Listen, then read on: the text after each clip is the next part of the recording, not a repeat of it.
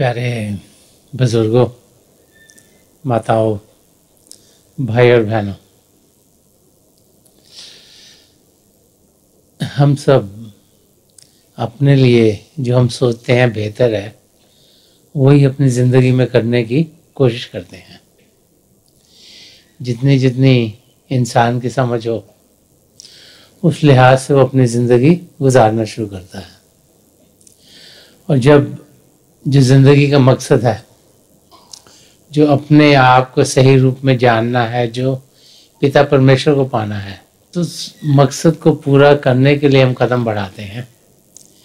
तो बहुत सी बार शुरुआत में हम वो चीज़ें करते हैं जो हमने सुनी सुनाई होती हैं। हम कुछ सुनते हैं, कुछ इधर उधर से पता लगाते हैं और फिर उसी में यकीन करना शुरू कर देते हैं। जो सन्मत का रास्ता है ये हमें समझाता है कि अनुभव के जरिए हम अपने आप को सही रास्ते पर डाल सकते हैं। संत कृपाल सिंह जी महाराज बार बार फरमाते थे, सीइंग इज अबव ऑल, कि अपने आप जब हम कुछ देखते हैं तो उससे ऊंचा और कुछ है नहीं। और अगर हम किसी की सुनी सुनाई बात पर ही यकीन करते हैं तो फिर वो सही हो या ना हो ये हमें मालूम नहीं। तो जो सन्मत का रास्ते में बार बार हम खुद पिता परमेश्वर का अनुभव कर पाए, ये समझाया जाता है और ये बताया जाता है कि हम अपने भीतर पिता परमेश्वर को पा सकते हैं। और जब हम अंदर की दुनिया में जाते हैं तो फिर अंदर की दुनिया एक रोशन दुनिया है, एक जगमग दुनिया है, एक ऐसी दुनिया है जो प्रभु के प्रेम से भरपूर है। हिस्ट्री में जब हम संत महापुरुषों के वचनों को पढ़ते हैं तो वो वचन हमें एक रास्ता दिखाते हैं। वो रास्ता दिखाते हैं कि हम अपनी मंजिल तक कैसे बढ़ पाए। जब भी हम उन वचनों को पढ़ते हैं, बार बार उनको ध्यान से पढ़ें, तो वो अंदर की दुनिया के अनुभवों को ही हमारे सामने रखना शुरू कर देते हैं। दादू साहब जिन्होंने बहुत कुछ रूहानियत के बारे में कहा, मैं इनके चंद शब्द के हिस्सा के लेना चाहूँगा जो समझाते हैं कि जो अंदर का रास्ता है, जो अनुभव का रास्ता है, वो किस किस्म का है और कैसे उस अनुभव को हम अपने जिंदगी में डाल सकते हैं। और दादू साहब इस शब्द के जरिए फरमा रहे हैं, फरमाते हैं कि दादू देखा दीदा सब कोई कह सुनीदा। तो कहते हैं मैं आपको वो चीज समझाने की कोशिश कर रहा हूं जो मैंने खुद देखी है, जो मैंने अपने आप अनुभव की, वो नहीं जो कि सुनी सुनाई हो। और यही हम बार बार जब महापुरुषों की जिंदगी की और ध्यान से देखते हैं कि उनका अनुभव पिता परमेश्वर के बारे था जो उन्होंने अपने लफ्जों में बयान किया। चाहे वो किसी गुफा में अभ्यास करते रहे हों, चाहे किसी पेड़ के नीचे अभ्यास करते रहे हों, लेकिन उनके वो अपने अनुभव थे और वो अनुभव ही उन्होंने हम सब तक अपने अपने लफ्जों में जब वो इस धरती पर रहे तब तक वो हमें देते चले गए। तो इस शब्द में दादू साहब ये सुना रहे हैं कि दादू देखा दीदा, कि जो मैंने खुद अनुभव किया, क्या अनुभव किया, इन भारी आंखों से नहीं, जब ये अंदरूनी आंख खुलती है। हम सबको प्रभु ने एक शिव नेत्र दिया है, इसे शिव नेत्र कहें, 10वां द्वार कहें, दिव्य चक्षु कहें, सिंगल या थर्ड आई कहें, कि ये दो आंखों के बीच में ये सब इंसानों को प्रभु ने दी है। जो भी इस शारीरिक रूप में आया, मानव चोले के रूप में आया, उसे ये प्रभु ने देन दी है। और यहां से ही हमारा असली रूप, जो हमारी आत्मा है, वो अंदर की दुनिया में उड़ान करता है। और जब उस यात्रा पर हम जाते हैं जिस पर हम में से हर एक जा सकता है, तो फिर हम देखते हैं कि जिंदगी प्रभु के प्रेम से भरपूर मिलती है। इस शब्द में दादू साहब आगे फरमा रहे हैं कि तरीका क्या है उस अनुभव को करने का। फरमा रहे कि हवा हिरस अंदर बस कीता, तब ये दिल भया सीधा। वो कह रहे हैं जो काम क्रोध लोभ मोह अहंकार है जिनसे हम घिरे हुए हैं,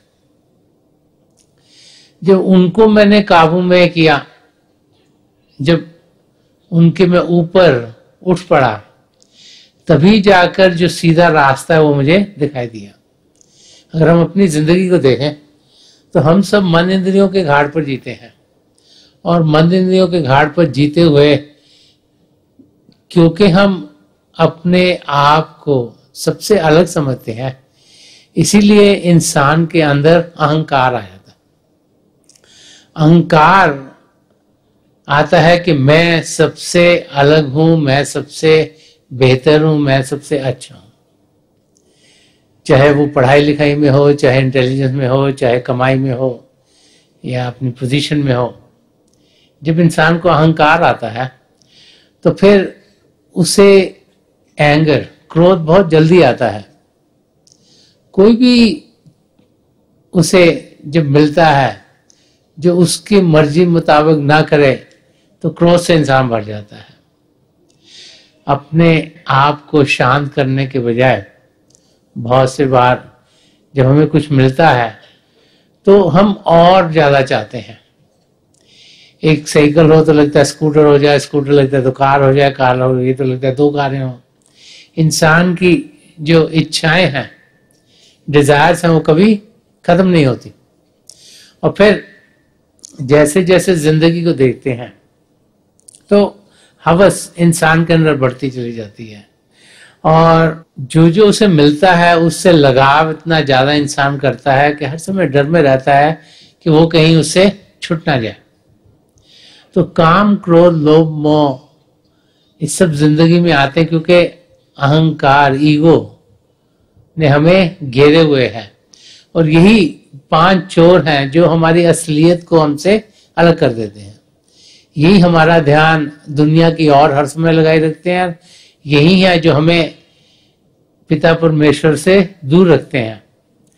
तो यहां पर दादू साहब ये फरमा रहे हैं कि हवा हिरस अंदर वस कीदा, कि जो ईगो है, अहंकार है, उसको जब मैंने कंट्रोल में किया तब ये दिल भया सीधा, तब असलियत खुलनी शुरू हुई।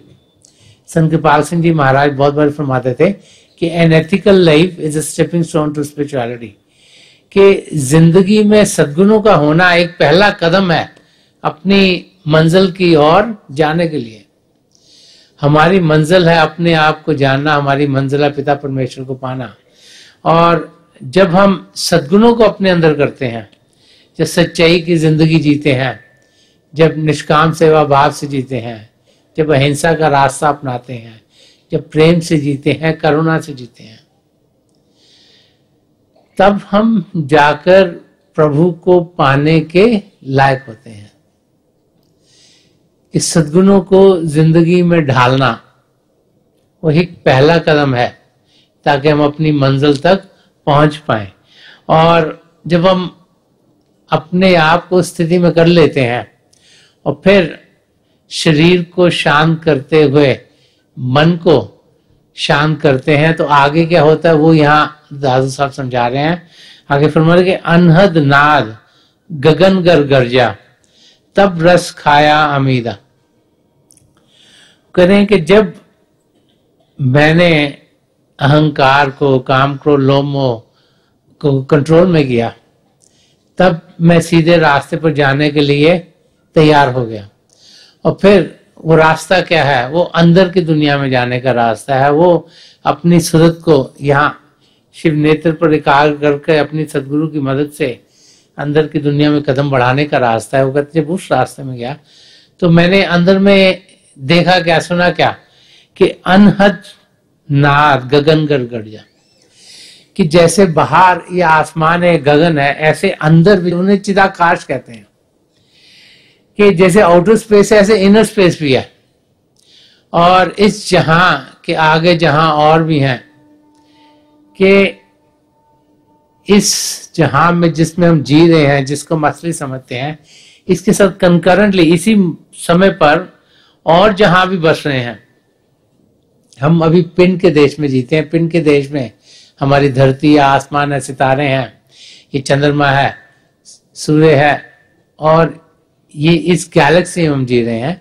पिंड में और भी कई गैलेक्सीज हैं, उसके आगे अन्न का देश है जिससे और चेतन है, उसके आगे ब्रह्मांड का देश है जो और चेतन है, उसके आगे पार ब्रह्म का देश है जो और चेतन है, उसके आगे सचखंड का देश है जो चेतनता से भरपूर है, जहां माया की कोई मिलावट नहीं। तो हम सब सचखंड के वासी हैं, हमारे असली रूप शारीरिक नहीं आत्मिक है, और वो आत्मा चेतन है, वो आत्मा प्रभु के प्रेम से भरपूर है, और उस आत्मा का हम अनुभव कर सकते हैं। कैसे? कि हमारे अंदर जिसे अनहद शब्द कहा गया है, वो शब्द जिसको बजाने के लिए किसी चीज की जरूरत नहीं। अभी दुनिया में जो भी म्यूजिक होता है उसमें जैसे हारमोनियम है तो आपका हाथ चाहिए बजाने के लिए, अगर आपने को ब्यूगल बजाना है तो मुंह आप इस्तेमाल करते हैं, कुछ भी बजाने के लिए आप शरीर का कोई ना कोई हिस्सा इस्तेमाल करते हैं, तभी म्यूजिक जनरेट होता है। लेकिन एक शब्द है जो पिता परमेश्वर ने शुरू किया है, वो कण कण में समाया हुआ है, उसे अनहद शब्द कहा गया है। वो बाहरी कानों से नहीं सुनाई देता, वो जब ये शिव नेत्र खुलता है तो अंदरूनी आंख भी खुलती है, अंदरूनी कान भी खुलते हैं। और उसका यहाँ जिक्र कर रहे हैं कि जब मैंने शरीर को शांत किया, जब मैं अपने आप को उस अवस्था में लाया जहां मुझ में सद्गुण थे, तब मैं अभ्यास में बैठा। जब मैं अभ्यास में बैठा तो अनहद शब्द मैंने अंदर में सुना, और वो पुकार रहा है, मुझे अपनी ओर खींच रहा है। और जब उसको मैंने सुना तो तब जाकर मुझे तसल्ली हुई, तब जाकर मुझे सुख चैन मिला, मुझे ये समझ में आया कि मैं सही रास्ते पर हूं। और आगे फरमा रहे हैं जो रास्ते में क्या क्या उन्होंने शब्द को सुनने के साथ साथ देखा कि अश कवल दल दृग में दर्शन, कि अंदर में 8 पेटल लोटस देखा, जैसे 8 पत्तियों वाला लोटस फ्लावर की बातचीत कर रहे हैं जो अंदर की दुनिया में देखते हैं। और फिर लिखा है कि पाया खुद खुदीदा, कि जब मैं अंदर में प्रभु की ज्योति के दर्शन करते हुए, जो बीच में और नजारे हमें दिखते हैं उनको देखता हुआ अंदर की दुनिया में गया, तभी मुझे समझ में आया कि मैं खुद में कौन हूं और पिता परमेश्वर कौन है। कि ये अनुभव किया कि असलियत में मैं शरीर नहीं, मैं मन नहीं, मैं आत्मा हूं। वो आत्मा जो चेतन है, वो आत्मा जो प्रभु के प्रेम से भरपूर है, वो आत्मा जिसका अनुभव हम सब कर सकते हैं। और वो आत्मा जो जब यहाँ एकाग्र होती है शिव नेत्र पर, तो फिर शरीर से अंदर की दुनिया में बढ़ पाती है, वो आत्मा जिसका मिलाप परमात्मा से हो सकता है। और आगे फरमा रहे हैं कि जो रास्ता है, जो तरीका है प्रभु को पाने का, इसमें क्या क्या करना पड़ता है। तो एग्जाम्पल दे रहे हैं, फरमा रहे हैं कि जैसे दूध दही माखन, वो कहते हैं जैसे दूध है, दूध को पहले जमाते हैं, उसको झाग लगाते हैं तो दही बनता है, दही को जब मथते हैं तभी उसमें से मक्खन निकलता है। तो वो एग्जाम्पल दे रहे हैं कि जैसे दूध दही माखन बिन मथे भेद ना घीदा, कहते जब तक उसको चर्न नहीं करेंगे तब तक घी निकलेगा नहीं। तो समझा रहे हैं कि ऐसे ही जो असलियत को अगर पाना है तो हमें अभ्यास करना होगा। ये शिव नेत्र हम सबके अंदर है, लेकिन हमें इसको खोलना नहीं आता, हम सबके लिए बंद है। तो जब हम किसी पूर्ण महापुरुष की शरण में पहुंचते हैं, वो अपनी तवज्जो देते हैं, जिसे हम दीक्षा कहते हैं, नामधन कहते हैं, तो वो ऐसे है जैसे कि दूध को झाग लगाना है ताकि दही बने, ताकि हमारी सिचुएशन क्लियर हो, ये शिव नेत्र खुले, उनकी तवज्जो से ये जो 10वें द्वार है खुलता है। और फिर जब हम प्रैक्टिस करते हैं, जब वो फिर दही को आप चर्न करते हो तभी घी निकलता है। तो रिपीटेडली प्रैक्टिस कर, रोजाना जब अभ्यास में बैठते हैं तो फिर जो रूह है वो अंदर की दुनिया में उड़ान करनी शुरू हो जाती है। तो एग्जाम्पल दे रहे हैं बाहर की दुनिया का, जो कि आम उस टाइम पे लाइफ में लोग घी जब घर में खुद बनाया करते थे, उसका एग्जाम्पल दे रहे हैं। और उस एग्जाम्पल के जरिए हमें समझा रहे हैं कि जब ये शिव नेत्र खुलता है, 10वां द्वार खुलता है, फिर हम प्रभु की ज्योति और श्रुति के साथ जुड़ते हैं, रोजाना अभ्यास करते हैं और हमारी तरक्की अपनी मंजिल की ओर होती चली जाती है। और आगे फरमा रहे कि ऐसे तत्सत मत साधन तब टूक नशा दिया पीदा। समझा रहे कि जब प्रैक्टिस करके जो रास्ता अभ्यास का मुझे अपने सदगुरु से मिला, उसको मैंने अपनी जिंदगी में डाला, रोजाना बाकायदगी से समय निकाला, तब जाकर जो आध्यात्मिक नशा है, जो पिता परमेश्वर का प्रेम का नशा है, वो मेरे अंग संग होना शुरू हो गया।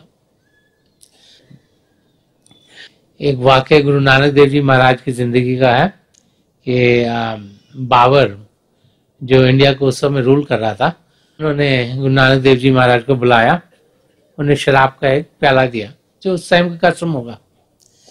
तो उन्होंने इनकार कर दिया और ये फरमाया कि नाम खुमारी नान का चढ़ी रहे दिन रात, कि वो खुमारी जो प्रभु के शब्द के साथ जुड़ के मिलती है, वो प्रेम जो प्रभु के शब्द के साथ जुड़ के मिलता है, उसका जो नशा है वो सदा सदा के लिए रहता है। इंसान शराब पीता है, बाहर के और नशे की चीजें करते, चंद देर थोड़े घंटों के लिए रहती हैं और उसके बाद क्या होता है कि उसके डिप्रेशन, उसकी और बहुत सी तकलीफें होती हैं। तो जिसका नशा सदा सदा के लिए रहे, उसकी बात यहाँ दादू साहब कर रहे हैं कि जब हम शब्द के साथ जुड़ते हैं, अंदर की दुनिया में जाते हैं, तो वो सिर्फ उतनी देर के लिए नहीं कि जितनी देर हमने अभ्यास किया, उसका नशा हमारे पास बहुत देर के लिए टिका रहता है। और यही यहाँ पे समझा रहे हैं कि जब मैंने रोजाना प्रैक्टिस की, तो फिर जो प्रभु के शब्द के साथ जुड़ने का नशा है वो हर समय मेरे अंग संग होना शुरू हो गया। और आगे बता रहे हैं कि नहीं ये योग ज्ञान मुद्रा तक ये गति और पदीदा। वो समझा रहे हैं कि ये जो तरीका है जो प्रभु को पाने का है, ये वो तरीका नहीं है जो अलग अलग योगिक तरीकों से पाया जाता है। जैसे कोई हठ योगा करता है, कोई कर्म योगा करता है, कोई एक किस्म का योगा करता है, कोई लय योगा करता है। तो समझा रहे हैं कि ये योगिक तरीका नहीं है। तो ये कौन सा तरीका है? इसे संत महापुरुष समझाते हैं कि 3 किस्म के रास्ते हैं जिन पर इंसान जा सकता है।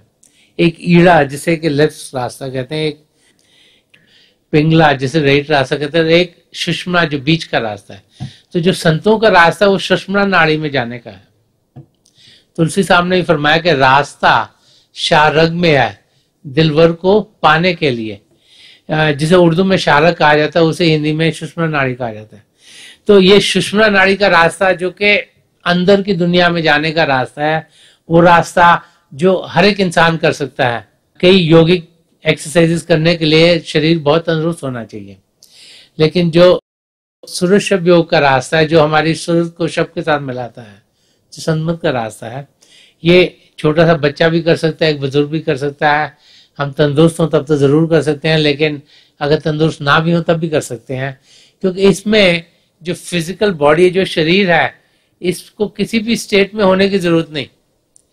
हम आराम से बैठे किसी भी पोज में बैठ सकते हैं, जमीन पर बैठ सकते हैं, कुर्सी पर बैठ सकते हैं, सोफे पर बैठ सकते हैं। अपने आंखें बंद करनी है ताकि जो 5 इंद्रियां हैं, देखने की, सुनने की, चखने की, स्पर्श की, ये सब अंदर की ओर खींचे। हमने ध्यान बाहर से हटाकर अंदर की दुनिया में करना है।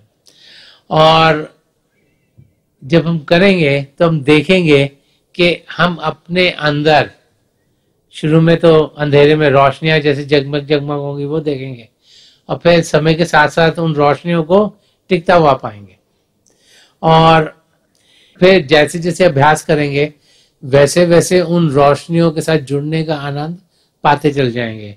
तो यहाँ पर यही समझा रहे हैं कि ये जो रास्ता है ये सुषुम्ना नाड़ी में जाने का रास्ता है, और बता रहे कि जो कोई चीन लीन ये मार्ग कारज हो गया जीदा, कि जिसने इस रास्ते पर कदम उठा लिया उसका काम पूरा हो गया। हम सब इस धरती पर एक ही मकसद से आए हैं, वो मकसद है अपने आप को जानना, वो मकसद है पिता परमेश्वर को पाना। उस मकसद को हम सब ने पूरा करना है। इसीलिए इस जिंदगी को जो हम सबको मिली है एक सुनहरा मौका कहा जाता है, कि इसमें प्रभु ने वो सब पदार्थ दिए हैं जो हमें चाहिए अपने आप को जानने के लिए और पिता परमेश्वर को पाने के लिए। प्रभु हम किसी से दूर नहीं, हम सबके भीतर ही हैं। हमने अंदर की दुनिया में झांकना है, और जो अंदर की दुनिया में बढ़ पाया उसका काम जरूर पूरा होगा। जब ये शिव नेत्र खुलता है, 10वां द्वार खुलता है, उसके बाद हमारे अंदर में जो अलग अलग नजारे हम देख पा रहे हैं उनका यहाँ वर्णन किया जा रहा है और समझाया जा रहा है कि जो इस अंदर के रास्ते पर चल पाता है फिर उसका जो मकसद है, जो अपने आप को जानना है और पिता परमेश्वर को पाना है, उसका मकसद जरूर पूरा होगा। और आगे दादू साहब फरमा रहे हैं कि मुर्शद सत गगन गुर लखया तन मन कीन उसीरा। वो कह रहे हैं कि जो अंदर के गगन है, जो सच्चाई के गगन है, जिन्हें चिदाकाश कहा जाता है, जिन्हें इनर रीजन्स भी कहा जाता है, इनर स्पिरिचुअल रीजन भी कहा जाता है, अंदर के मंडल कहा जाता है, कि उनमें जाने का तरीका मुझे मेरे सदगुरु ने दिया। मुर्शिद सदगुरु को उर्दू में कहा जाता है, कि उन्होंने मुझे अंदर की दुनिया में जाने का रास्ता दिखाया। तो तनमन कीन उसीदा के मैंने अपने आप को उन पर निछावर कर दिया। जब हम महापुरुषों के वचन पढ़ते हैं तो बार बार हमें यही समझाया जाता है कि अगर हमें कुछ पाना हो तो हमें एक निचले लेवल पे होना पड़ता है। अब जैसे नल से पानी आ रहा है तो अगर ग्लास को नीचे रखेंगे तो पानी ग्लास में पड़ेगा। अगर नलके का पानी यहाँ आ रहा है, ग्लास को हमने ऊपर रख दिया तो उसमें कुछ पानी आएगा नहीं। तो हमें कुछ पाने के लिए एक ऐसी अवस्था में होना पड़ता है जिसमें कि हम पाक हों, साफ हों, और हम अपने आप को अपने सदगुरु पर निछावर करें, पिता परमेश्वर पर निछावर करें। उसका मतलब क्या है कि हमें मालूम हो कि हमें उनसे कुछ मिलेगा। और हम जब लेने के लिए आते हैं तो जब एम्प्टी कप के माफक आते हैं तो उसमें कुछ पड़ सकता है, और अगर हम सोचें कि हमें सब कुछ आता है तो फिर कप हमारा ऑलरेडी भरा हुआ है, उसमें कुछ आने की गुंजाइश नहीं। तो एग्जाम्पल देके फरमा रहे हैं कि तन मन कीन उसी का, कि सबसे खराबी ज्यादा इंसान में क्या होती है, मन की इच्छाओं को पूरा करता करता इंसान दुनिया की चीजों में लगा रहता है। अगर आप देखें कि सुबह से शाम तक आप क्या करते हैं तो आप देखेंगे कि आप अपनी इच्छाओं को पूरा करते करते जिंदगी गुजार देते हैं, या फिर शरीर की जो आपको लगता है जरूरतें हैं उनको पूरा करते रहते हैं। इंसान काम पर क्यों जाता है कि उसको लगता है कि मुझे पैसे चाहिए खाने के लिए। क्यों? वो चाहता है कि शरीर को मैं भोजन दूं। उसे मालूम है अगर शरीर को भोजन नहीं मिलेगा तो ये काम नहीं करेगा।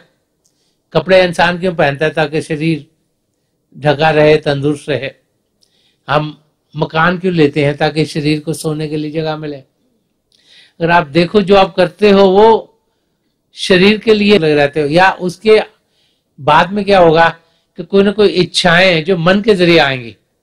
लगेगा ये नया मोबाइल फोन आ गया, ये खरीदना जरूरी है, ये नया टीवी मार्केट में आ रहा है, ये लेना भी जरूरी है, और ये नई चीज आ गई, ये भी हमारे पास होनी चाहिए। इच्छाएं इंसान के अंदर खत्म नहीं होती, इच्छाएं हमारे मन के जरिए आती हैं। तो तन और मन को संभालते संभालते संभालते जिंदगी गुजर जाती है। तो कह रहे तन और मन को निछावर करो। किस पर? अपने सदगुरु पर, पिता परमेश्वर को। वो कब होगा? जब हम ये रियलाइज करेंगे, जैसे एक महापुरुष ने कहा कि मेरा मुझ में कुछ नहीं, जो कुछ है सो तोड़, तो तेरा तुझको देखते क्या लागे है मोर। कि ये जानना कि ये शरीर हमें प्रभु ने चंद क्षणों के लिए दिया है। हम 50 साल जी सकते हैं, 100 साल जी सकते हैं, लेकिन ये एक रेंटेड व्हीकल है। अब जब आप एक जगह से दूसरी जगह जाते हो, अगर वहां आपको कहीं पे सैर करनी हो, घूमना हो, तो आपको ना कोई कार रेंट करते हो। ऐसे ही ये शरीर हमारी आत्मा को मिला है। जब तक ये आत्मा इस शरीर में होगी, ये इसमें जान होगी, ये चलेगा। जैसे ये आत्मा शरीर को सदा सदा के लिए छोड़ देगी, हम कहेंगे शरीर बेकार हो गया। चाहे उस समय वो हमारे माता जी हो, पिताजी हो, हमारे बाल बच्चे हो, पत्नी हो, पति हो, भाई बहन हो, रिश्तेदार हो, तो क्या करते हैं हम? शरीर को कहते हैं इनको साफ करके घर से निकालो, शमशान भूमि में लेके जाओ। इसको शमशान भूमि क्या होता है? शरीर को आग लगाई जाती है। क्यों? कि ये 5 तत्वों का बना, उन तत्वों में जाके मिल जाए। या कई लोग दफना देते हैं, किस लिए? कि माटी का बना, माटी में मिल जाए। लेकिन घर में कोई नहीं रखता। क्यों? जब तक उसमें आत्मा थी, उनको गले भी लगाते थे, उनसे प्यार भी करते थे, लेकिन जैसे ही आत्मा ने सदा सदा के लिए छोड़ दिया, हमें लगा ये तो बेकार चीज है, जो असलियत थी उसमें से चली गई। तो महापुरुष कहते हैं कि हम जिंदगी तन के लिए नहीं, मन के लिए नहीं, अपनी आत्मा के लिए जिए। हम लोग जो सुबह से शाम तक तन और मन को ठीक रखने के लिए सब चीजों में लगे रहते हैं, उसके बजाय हम अपना ध्यान अपनी आत्मा के ऊपर करें। क्योंकि अगर आत्मा तंदुरुस्त होगी, जैसे कि संत कृपाल सिंह जी महाराज फरमाते थे, on spiritual health depends the health of the body and the mind. कि अगर हमारी आत्मा तंदुरुस्त होगी तो शरीर भी तंदुरुस्त रहेगा, मन भी तंदुरुस्त रहेगा। और अगर आत्मा तंदुरुस्त ना हुई, उसको खुराक ना मिली, शरीर की तो खुराक है जो बाहर का खाना खाते हैं, तो आत्मा की खुराक क्या है? शब्द के साथ जुड़ना। उसकी खुराक है ज्योति और श्रुति का अनुभव करना। जब वो शब्द के साथ जुड़ती है, उसमें ताकत आती है, वो फिर से तंदुरुस्त खूबसूरत होनी शुरू हो जाती है, और उसमें लगन पिता परमेश्वर को पाने की बढ़नी शुरू हो जाती है।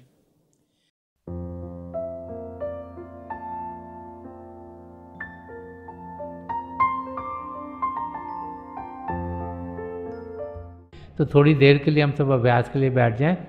आप जहाँ भी बैठे आराम से बैठिएगा, अपनी आंखें बंद कर लीजिएगा। ये जो आई बॉल्स आँखों के डरने सीधे सामने फोकस हो, जैसे हार्ट से सामने आप फोकस हो। आंखें बंद करते ही वो भाई बहन जिन्हें नाम की देन मिली, आप सिमरन कीजिएगा। और जो भाई बहन यहाँ नए हैं, आप पिता परमेश्वर के किसी भी जाति नाम का जाप कीजिएगा। जाप मन ही मन करना, ऊंचा नहीं दोहराना। मेरी प्रभु के चरण कमलों में, और जो पिछली सेंचुरी के महापुरुष हैं, हजूर बाबा सावन सिंह जी महाराज, परम संत कृपाल सिंह जी महाराज और दयाल प्रसन्न दर्शन सिंह जी महाराज के चरण कमलों में यही प्रार्थना है कि जो जो हम सबके लिए बेहतर हो, ये महापुरुष हमें दें, हमें सबके साथ जोड़ें, और हमारे भीतर प्रभु की ज्योत के हमें दर्शन करवाएं। थोड़ी देर में मैं आपको इस बैठक से उठाऊंगा, और मेरी शुभकामनाएं आप सबके साथ हैं।